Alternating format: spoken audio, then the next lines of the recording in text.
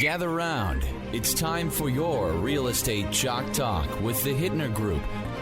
Listen closely as your coaches discuss the culture, the economy, and the political scene, and how it affects your home and your real estate investments. Real Estate Chalk Talk is where you learn the science of buying and selling real estate and the art of living in your home. Your education begins in 5, 4, 3, 2, 1. Hey, welcome to the program. This is your Real Estate Chalk Talk with the Hittner Group, hittnergroup.com, Hittner Group, all one word, hittnergroup.com, 612-627-8000. That's 612-627-8000. Give us a ring-a-ling-a-ling. We'd be happy to have a chat with you about your real estate needs. And, of course, that first call is all with no cost and absolutely no obligation. And here we find ourselves midsummer, kids, week 29 of the big year 2025. And we are rolling along like normal, about as normal as one can get in the current market. You know what I mean? I'm thinking. Think it's normal right now? Oh, very normal. This is so good. I Really? mean, this we're is slow. I think we're slower than we should be. Well, you always think you're slower than you should be. I think we're in a great period. I think this is a great period.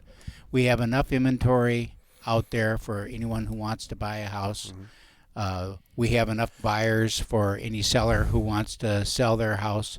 There's trading that's going on, negotiating that's going on back and forth between the parties.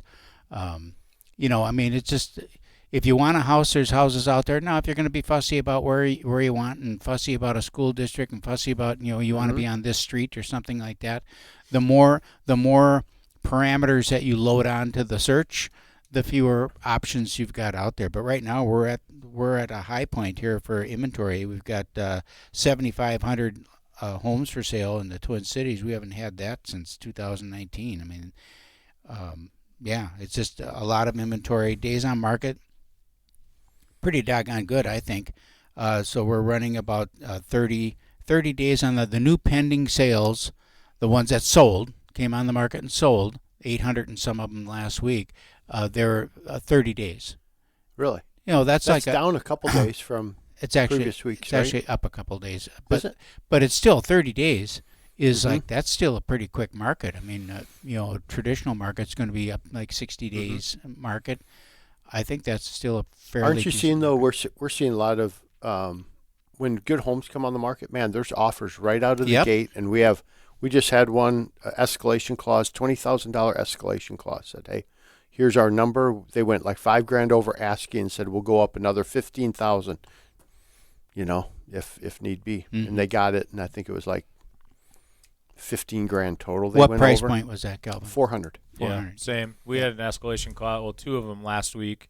One with our agent Gina was writing one. Okay. And then another that I wrote, and multiple offer situations. It's that same price point. Really? Yeah. High 300s to mid 400s. Yep. Yeah. Pretty competitive. Yeah, that is a competitive price point. What are you going to do? I mean, it's just. But the beauty of it is that there's only two reasons a property doesn't sell. I mean, it's either price or it's condition. Mm-hmm. Assuming that the location is right for the people, they wouldn't be looking at it in the first place. Right. So it must be, and you can control both of them to a certain extent. Degree, degree. So if you put a price home on the market and it's in good condition, everything works. Mm-hmm. Everything that needs painting is, painted. The windows aren't falling out of it, and price it correctly, it's going to sell. Mm-hmm. You have a Bloomington property coming on the market. Is that on the market yet or not? That is on the market, okay. $425,000. It's a Rambler, 9533 Chicago Avenue South. Yep. It's a very specific house, so the buyer need for that. It was built by the Veterans Administration for a Vietnam War hero. And handicap accessible. 100 handicap. Yeah, 100%. I mean, the light switches are lower, the countertops are lower. Hallways are wide. Ramp. Ramp going to the base. Power ramp downstairs. Going up and down. Wheelchair ramp. Yep. Going up and down from the basement. All the exterior. So they've got pathways, brick pathways on the exterior, so he could get out in the yard. Mm-hmm. It's got a generator that comes with the house. One of these Gentric, is that right? generators. It's like a Generac, yeah, it's Generac. like a $15,000 generator. I mean, they're just, super. It could be because he needed life support. Mm-hmm. He couldn't lose power. Right. And That's really bad. For Yeah. us, it's like inconvenient for him. yeah, Right. for You're him, down in the basement, the Very power goes important. out. yeah, he Yeah. could be in trouble. Yeah. Stuck. So, anyhow, gorgeous. And it's a pretty house, beautiful yard. Yep. But it's a very specific property. Yep. So that's going to take some time.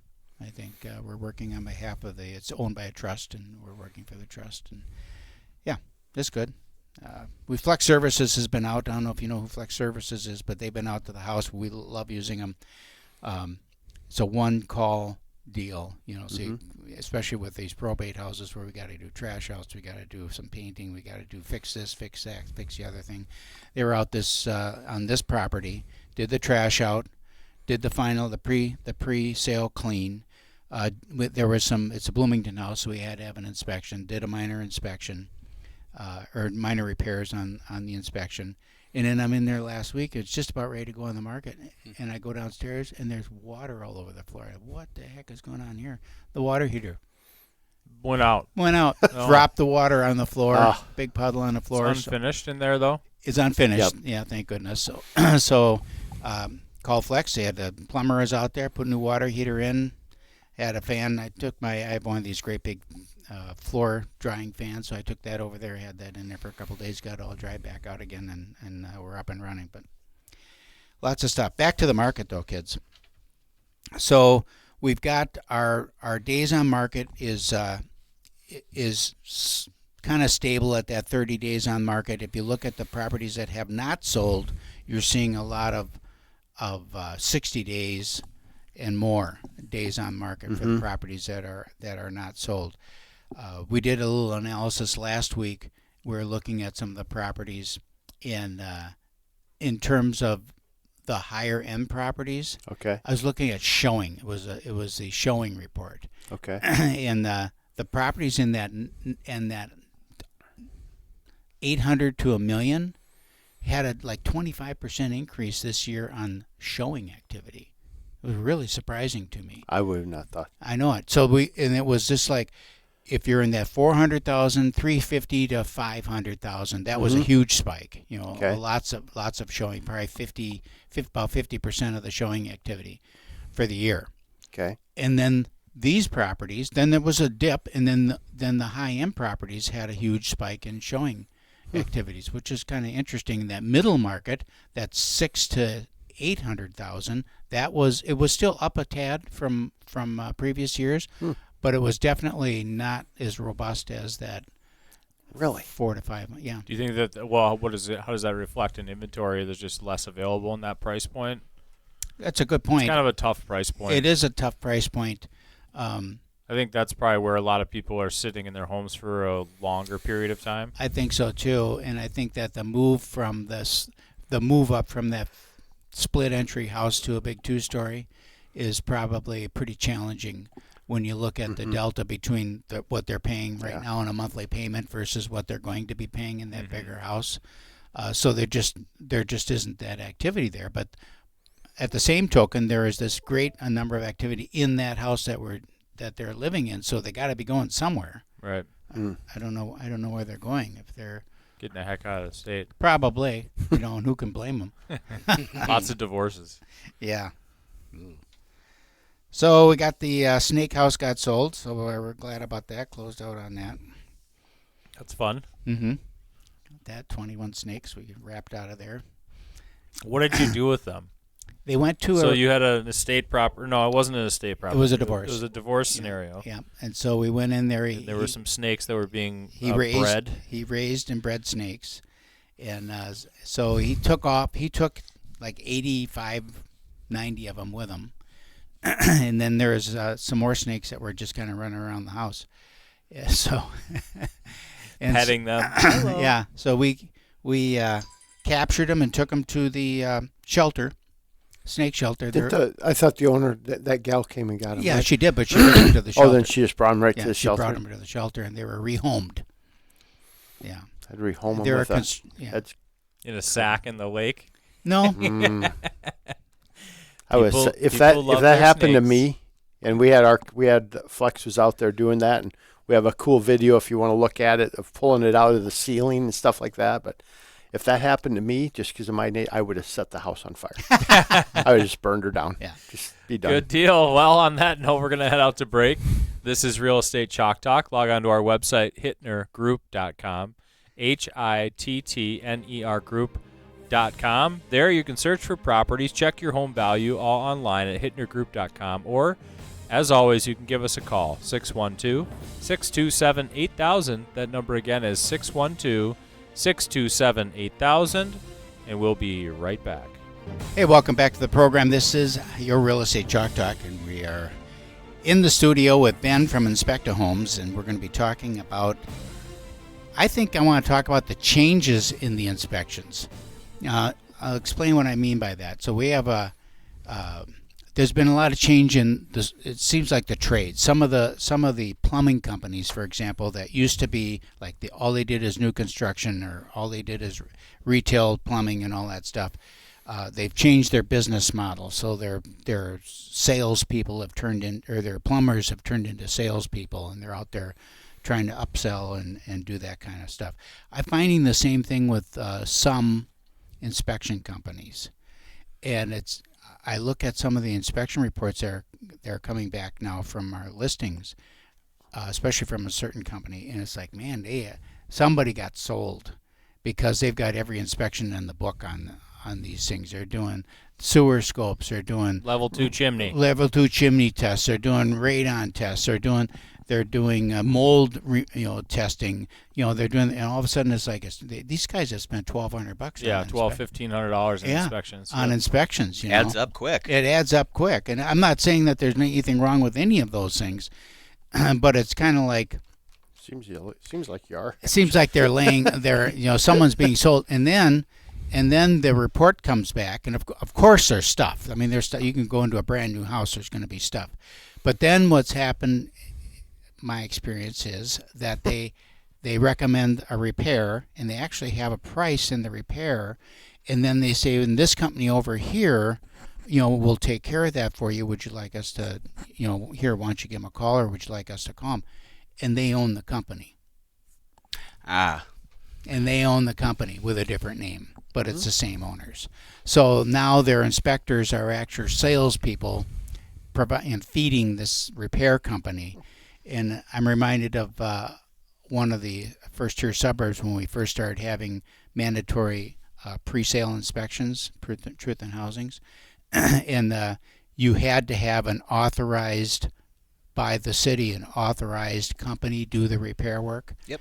And the company was owned by the inspector, or his relative, or whatever it is. So that's that conflict of interest. So how does you as a company and as an industry address that?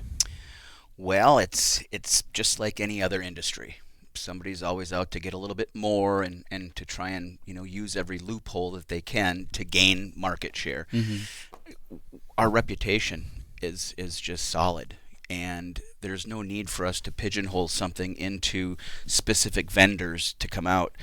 That's a conversation we want to have with our realtor partners and our referral partners, because they have relationships with those contractors, and we want to make sure that they're getting the opportunity to expand their business and gain additional market share. So really, for us to go out and do the inspection, that's our job. We report the findings of the condition of the home at the time of the inspection, and then we make sure that the buyer, or the seller at that point, for a CRE or a Truth in Housing, we want to make sure that they understand that report. We don't want to scare them. Everything's fixable. However, we're not licensed plumbers. We're not licensed electricians. We can only go as far as the scope of our work will allow. Then it's time to have additional conversations with that professional. So based off how we do business and have been doing business for over 40 years, our reputation sticks. And so that's why we continue to move forward and continue to gain market share each year, is because of that reputation. Well, it's funny how damaging that can be, because now when we get the inspection coming in, if it's this company, and I'm not going to name them obviously because I want to stay out of court. But when when that comes in, I say, tell the seller, buckle up, because these guys are going to find something, and they're going to name a price, and it's, and they are, it seems like, out to get another job. Well, is there any sense that that's a good value add? What? Just being able to already price out, so you know what the repair is. So For the buyer. Yeah, for the buyer. So they I don't kinda see know. that as a value add at all. No. It's a liability to the inspection company, simply because if a contractor comes in and that bid is more, we're on the hook for that difference. Yeah, or more or less a conflict of interest if we're going out. It's almost like when you say, I'm going to have a roofer come and inspect my roof to see if I need a new roof. You think they're going to say you don't need a new roof? They're going to say you need a new roof. Right. And that's not what the point of the inspection is overall. It's to give an objective opinion versus something that is going to provide gain for that individual inspector or the company or whatever it is. Exactly. We're there to report on the condition of the roof at that period in time, okay? And then it's up to them to carry it a little bit further if they need to. Mm-hmm. Yeah, because you hear, there's always things that are wrong with a house, and are you trying to make it a new house? No. Are you trying? And I love it when people say, "Well, it's not to code." Well, it was to code when it was built, and it's been serving, and functioning properly for 25 years, and now they changed how we build things. So no, because it's not a new house, but it's still good. Right. You've mentioned new house a couple times, and even inspecting a new home, in finding things that are wrong with the property during construction. I actually had Jeff out to a house last week. Was it maybe Monday? It was Monday. Yeah, this past Monday, and did an inspection on a brand new construction home for us that's being built, and it's almost ready to go. Okay. So you can have inspections on brand new homes too, right? You guys do those. Absolutely. And in fact, the 11-month inspection, those are fun. Yeah. Mm-hmm. Yeah. And again, we're there to provide a list to the buyer, the homeowner at that point in time, and then they go back to the builder. We help them go back to the builder. We're not there to make it hard for the builder. We're simply there to help point out the issues, so therefore longevity, the builder's not continuing to hear from that upset customer. I think an inspection on a new construction home, when I was selling new construction, I hated them, but now that we're not, I think that's a really good idea. Because why? You know something? It's shocking how many things get missed during construction. And, we used to say, look, we have the inspector coming through all the time. He's got to sign off on it. You watch some of these inspectors go through. They're blasting through these things. They're not really. They're just not. Yeah, they're really. going there. Yeah, looks good. Yeah, it kind of, and then On to the next one. On to the next one. And I'm sure they got it. The bigger the builder is, and the better the reputation is, the less the inspector has a tendency to actually inspect. They're coming in there, they're having a cup of coffee, and they're chatting with the soup and with this, that, and the other thing. And That can take place. it can take place. I've seen it take place. I can. Yeah, I didn't name names again, but it does happen like that, and it's not that the inspector isn't there doing his job, but they don't crawl up on the roof. They don't crawl up and look at this thing. And we've seen roofs go on with the venting going on with no cutout. Yep. So was the roof on? Yep. Is the venting on? Yep. Is it flashed correctly? Yep. Oh, missed one thing. You didn't cut the hole out in the middle so that any air can get out there. It's stuff like that. That an inspection during not at the 11th. It's too late then. The house is already built. But you can have an inspector come out during the construction process at every major phase. The foundation pour, the framing, the insulating. When the windows go in, huge deal. When the roof goes on, and have someone look at it, make sure it's done right. And it's just advocating for the homeowner. Yeah, and most builders, well, first of all, they don't even know you're there.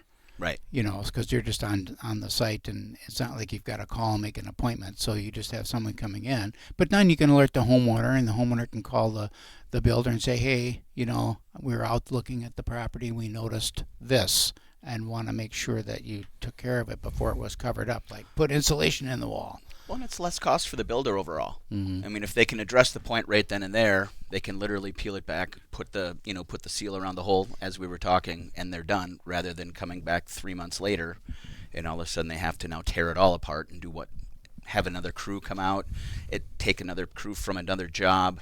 It's a huge pain. And so again, advocating for the buyer or the homeowner at that point in time, it's not a bad thing. Mm-hmm. We're saving everybody time and money. We had a development that was built in Apple Valley many years ago, and they literally didn't insulate the walls. So and it was just an oversight. I mean, the builder, cold winter. The builder thought the insulator was in there. The insulator said that they were in there. The sheetrock guys came in and covered it up, and away you go. And then all of a sudden you got. How does a sheetrock company come in and not notice there's nothing behind? Well, it isn't the owners coming in there. It's the guys that are coming in, jobbing out. They bid at so much a square foot. They've got 20 houses to do that week, and they said put the sheetrock up, so they put the sheetrock up. Oops. Order takers. Yep. Man. Oops. You know, so all of a sudden, now the builder's got to come back after the fact. Oof. Very expensive fix. Very expensive. Well, if you need an inspection, give InspectaHomes a call, 651-641-0641, InspectaHomes.com. Did I get that right? You did. Pretty simple. Thank you. InspectaHomes.com. This is Real Estate Chalk Talk. We're going to head out to break. Log on to our website at hittnergroup.com, HITTNER group.com, or give us a call at 612-627-8000. Hey, welcome back. Thanks for staying with us. Your Real Estate Chalk Talk with the Hittner Group, 612-627-8000. 612-627-8000. We're speaking with Ben from InspectaHomes. I got a question, Ben. What would you say are the top 3 things that you find when doing a home inspection, just in general, that you call out? Well, number 1 is definitely going to be negative grade. Ah. Grade that slopes towards the house rather than away. Mm-hmm. Typically, that's going to result in the second thing that we find, which would be moisture in the basement. Okay. And again, moisture meter will tell you all of this. We use that standard in our home inspections. The other item, believe it or not, is gutters. Gutters. Mm-hmm. What do you mean by gutter?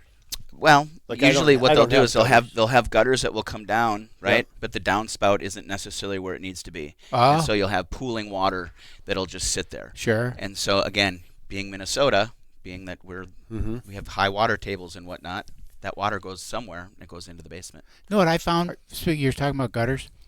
So you have the gutters come down. Then I have extensions on all my gutters. Yep. Because you got to get it away. Got to from the get house. it away from the house. All right. Absolutely. So I'm the extension where the gutter comes out is a mature shrub. So it's like it's Nice extra water. Yes, I know, but it's like blocking the whole point of the gutter. The drainage. The drainage not allowing it is to flow. allowing the drainage, and so. And I was just in there, this last week around my house looking, because I've got a lot of settling around my house where it's like, ooh, you have to pull the rock back and get some dirt in there and pack it down, compress it, and all that stuff that you hate, but you got to do it because I have a lake every time it rains around the foundation of my house. And so I've been paying. Hold on. Why does that matter to you? Because you're a slab on grade. Well, what's your concern? Well, mine is similar in the base, so I'm asking. Well, first of all, remember that even though it's slab on grade, you still got a 4 feet down foundation. You still have footings that are 4 feet underground, and that is still a porous surface. And so if you've got water standing there, it's not as bad as you had open there, but there still is water that's wicking back into that block or into that. For in my case, And there's still issues around the foundation Yeah. too. So, for instance, I had a house. It's a walkout basement in Credit River Township, and there was a ton of heaving that was happening with the deck because of mismanagement of water around the foundation. And this is in the backside of the house where it's just the slab. And then there was a lot of issues with settling right next to that foundation too, with brick paver patios and things like that, and then landscaping walls around the backside of the house too. So even though this is all a walkout basement, you're like, we're not going to get water in the basement, no big deal. It still messes with everything else around the exterior of the home. So it's important. Yeah. And we have a lot of that heaving in terms of decks up in the Lino Lakes area because that is an incredibly low water table or high water table up there. Wow. How many lakes are up there? Absolutely. I mean, it's a beautiful area. It is. Art Hills, Shoreview, Lino Lakes, North Oaks. It's awesome. But you're going to have issues. But you put a shovel in the ground and water squirts up. Yep. Yeah. So you got to make sure it's drainage Yeah. all the way. Wow. The other thing is your St. Paul or Minnesota urban homes. A lot of them, you'll have their patios or their concrete driveway will butt right up next to the concrete on the house. Mm-hmm. That always separates. Yeah.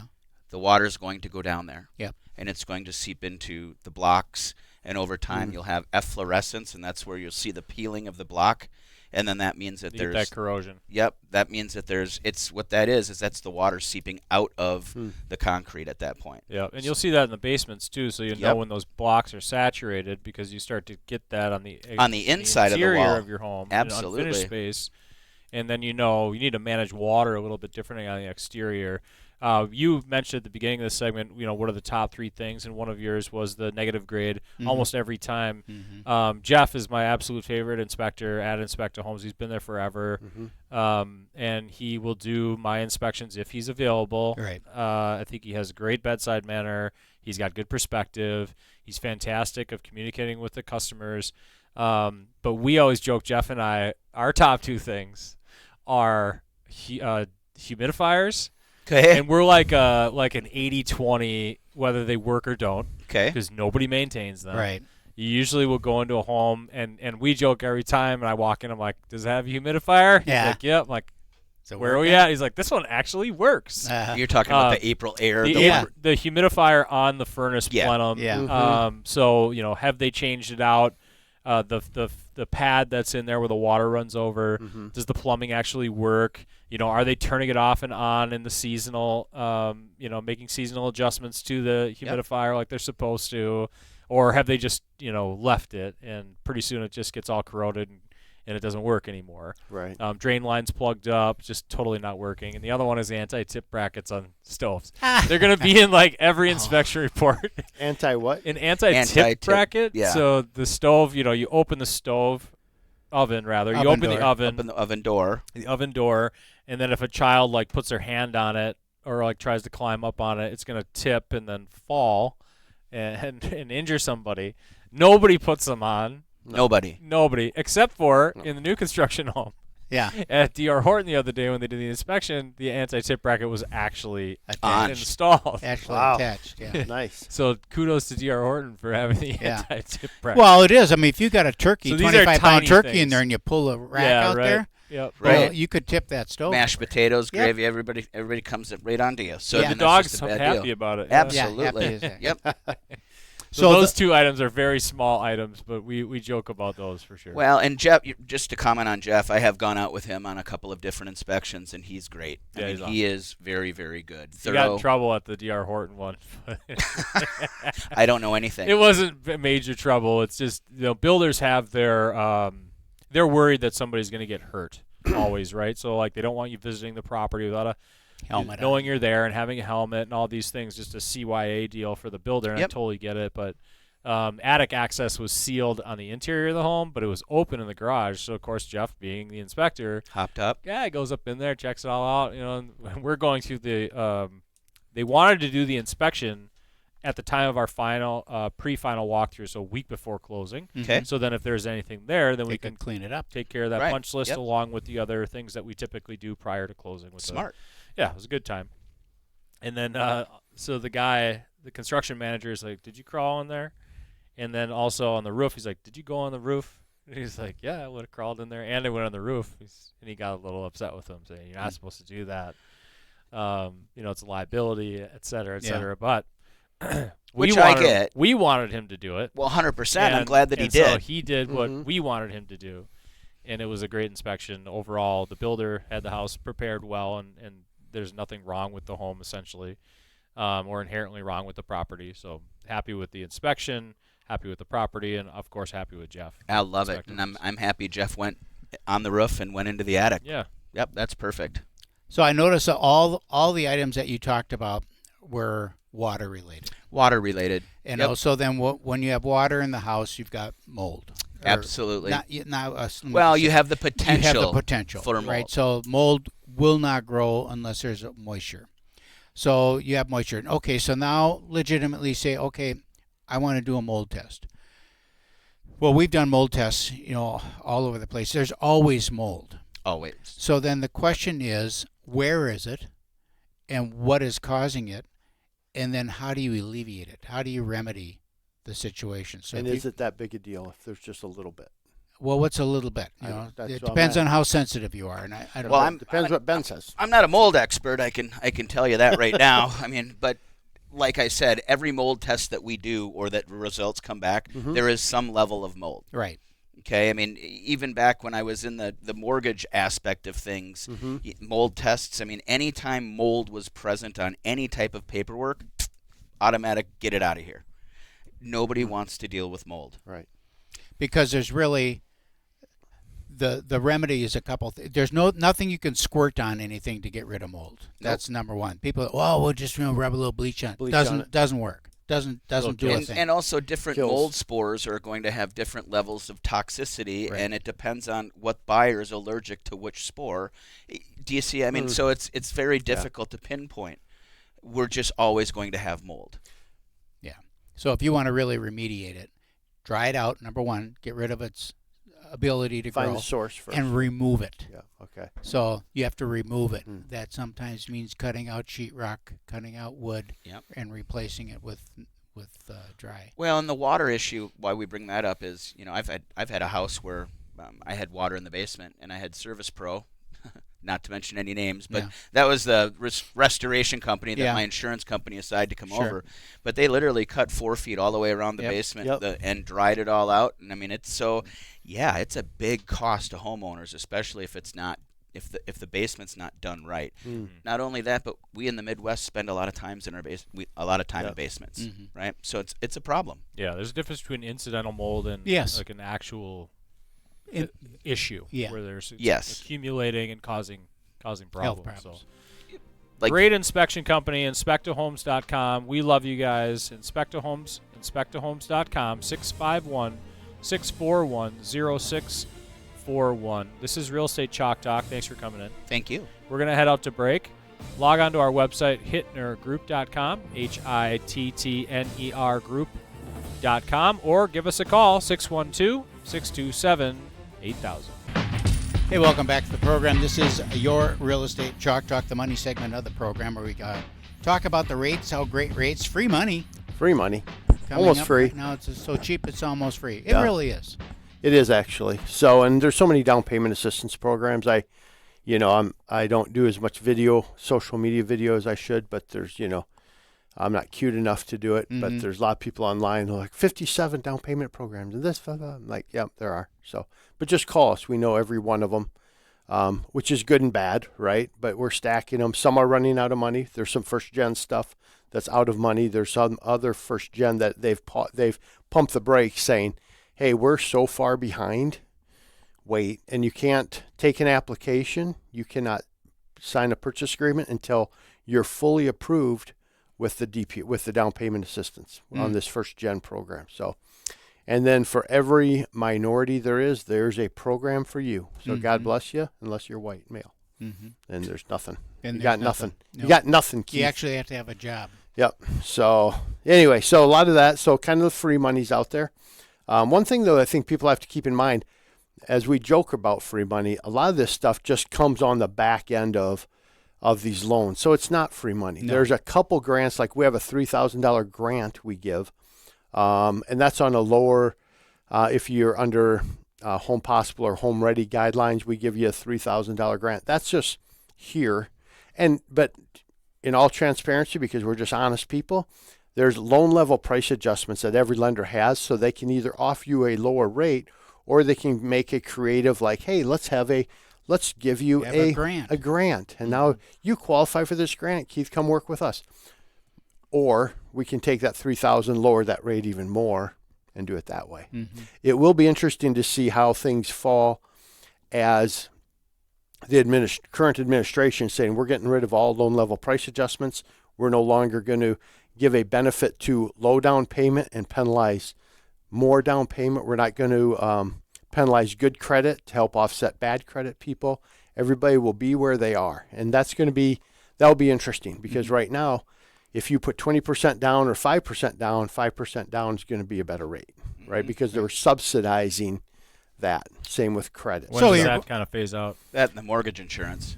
Yep, mortgage insurance as well. So it'll be interesting. It's supposed to. I don't know when the hard stop will be, but that's what they continue to talk about. We did have good some economic news. I'm not going to say good or bad, but the CPI came out, and the PPI, so Consumer Price Index, and then Producer Price Index. At the end of the day, this was a good out of the article. It says, looking at this week's CPI and PPI report shows inflation is pretty modest. While there are some signs of tariff impact, it's not significant. So there's no big move there, So inflation, they give all the numbers. No one cares listening to the show. It moved a little bit, like 0.023 or 0.057. Just it hasn't moved a lot, but every headline says inflation's up or inflation's not. It didn't move. And rates, I think, I think we were hoping that it would help rates, but it didn't help rates. Rates moved up yesterday a little bit. We're just going to be in this area. There's nothing unless. And even when Trump's really after Powell right now to lower rates, all that. But every time they lower rates, the Fed funds rate, mortgage interest rates have gone up. So I don't know. That's why I can't see the connection between the two, because they're two completely different things. In the past, as Ben can tell, in the past that used to tie together, right, to some degree. But now it just really doesn't as much. Or it should, but it doesn't. Yeah, it's more of an impact on the commercial side of things. Yeah, and short-term money and stuff like that. But I mean, so rates are like mid-sixes? Mid-sixes, yep. Yeah. So, 30-year fixed money, mid-sixes to upper sixes, depending on your credit, down payment, all those sorts of things. So not bad. FHA, we're getting probably low sixes, right? And so that's good. And is it cost-effective to buy the rate down into the 5 somewhere? Maybe. We have to just look at that individually, but we play with it. We have a Heroes program, so if you're a hero, we have a free 1-0 buy down, so we start a point under, right? So we just had one that closed this month already, and they're considered a hero in our world. Explain 1-0. Means that their rate was 6.75, and they started the first year at 5.75. And this is a veteran. This is this was a fire EMT guy. Okay. Yep. So then we just apply it. They get the 1 year free buy down. So it's a nice little break benefit for a year. Yeah, break for a year. So that's a great benefit. You still It is a qualify great at benefit. 675, but your first year your payment's 575, and they're like, oh my gosh. And what's kind of cool on that, and Ben, was in our world and great guy in our world. But it's a nice competitive advantage, right? Yeah. So they were shopping me and one other person. I said, well, you're a hero to us. And you're like, I'm a hero to you. What does that mean? Come on. Not every lender recognizes the hero program. No. So that's good. Veterans always get no lender fees.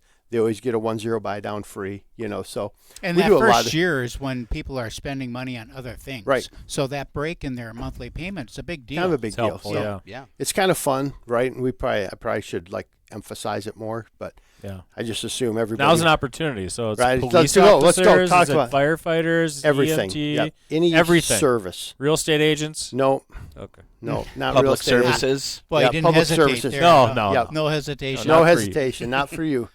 No soup for you. So You said service. So. yeah. Well, yeah, but not you. So yeah, police, fire, EMT, anything in that realm, or if you can get, Nurses, doctors. Anybody. Okay. Teachers, school teachers. School teachers would qualify. Okay. Yep, because we have to compete against. There's Teachers program.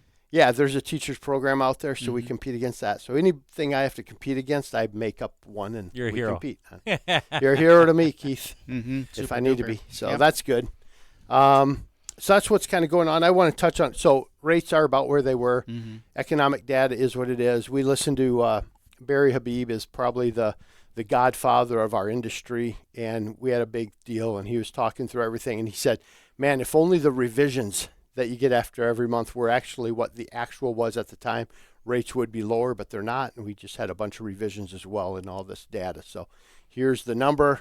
Here's a revision from last month. You're right. So it is what it is. It's going to be what, it just will be. And I think we're going to be in the sixes most of the year. It'd be great to see towards the end of the year us flirting with 6, and maybe next year we'll be in the high 5s, mid 5s. I think that is where we'll end up probably a year from now. So, but I've been typically wrong. So Yeah, that's So true. that's good. That's true. 18 years running. 18 years running. hasn't missed a year yet where he's been right. right. I do want to touch. Thank you for that endorsement. So a couple other things I want to touch on: co-signing on student loans. Student loans are due again. Yeah. So if you were a parent and you signed on your kid's student loan and your son daughter is He's just not like paying. assuming I don't pay because why would I pay my debt back? Right. That's not great. So dig into it as a parent, know what's going on, make sure everybody's making payments. See, I had a pre-approved, like, yeah, my credit's great, boom, boom, boom. Well, you have a bunch of lates on student loans. Well, it's not mine though. Mm-hmm. Well, it is when you sign the freaking, yeah, it is. Mm-hmm. So that's one thing we're running into a little bit. So understand student loans are coming due again. And the second thing, we really got to have you use the optoutprescreen.com. So go to optoutprescreen.com. So when you do your mortgage application, we're going to do a soft pull on your credit. When you do a soft pull on the credit, your score doesn't drop and the world isn't notified. Mm-hmm. At that point, we do it for you. So I'm talking to people that aren't working with us. Then you go to opt out pre-screen, you put in your information. Now you're opted out from when we do a hard pull, because you have to do a hard pull at the end just to make sure everything is still legit. So many people get tons of calls, and if they don't opt themselves out, I had one call, they're just so mad, like, how are you selling our data? How are you doing? Like, it's not us. But they had 38 calls in like 4 hours. Credit bureau Trigger leads. selling? Trigger leads, yep. And it's such it's criminal what they're doing, and there's legislation again going after them now to try to halt that. But it is what it is. They're selling your data, so make sure you're using that. And then we're just doing a lot of pre-approvals right now. So pre-approval market is good. Just trying to get people enough. A lot of people are trying to buy without money, right now. And so we're trying to use all of the down payment assistance we can, and mom, dad, aunt, uncle, gift funds, all that stuff. So it always makes it a little bit more complicated, but it's kind of fun. So we're busy, so it's good. We have a minute left, Keith. Give us a rundown. I forgot to ask you. Give us a quick rundown on the real estate market. Quick rundown just on the levels of the market. We got 7,500 homes on the market in the 7-county metropolitan area. That's a high watermark, really, since 2019. We still got about 900 homes flowing through the pipe every week, just like clockwork. Very steady market. 30 days it takes for those homes to sell. Okay. Homes that are sitting on the market that either need a price adjustment, and we have had like 1,000 price reductions this week. So I mean, there's active price reductions. You think pricing is coming down for housing right now? I think pricing is a little softer probably now than it was at the first part of the year. Yeah, I do. Typical summer lull? Typical summer lull. We do have a lull in July. We'll be very quiet from now through probably the end of August, until Labor Day. And then we'll have our bump again for the third trimester of the year from Labor Day on to the end of the year. Okay. But it's still a good, solid market for people who are looking out. There's plenty to look at, and there's money available. Great. Give me a call if you need to have a conversation, 651-231-2500. That's it for this week. Real Estate Chalk Talk, 612-627-8000.